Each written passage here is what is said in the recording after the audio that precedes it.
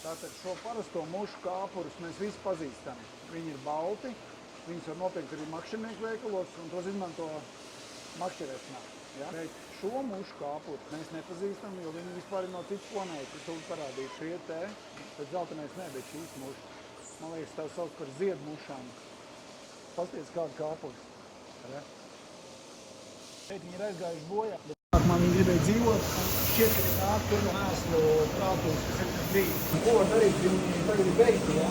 Viņi neizdevās izdzīvot šiem te redzamiem kāpuriem, kur šiem te liela daļa nonāca mēslos un turpina tur dzīvot. Bet kā cīnīties viņiem, ko darīt? Kā jūs gribēties?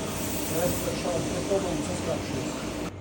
Pasties, viņi pat ir sadzīves telpās salīduši iekšā, kas ir fermā.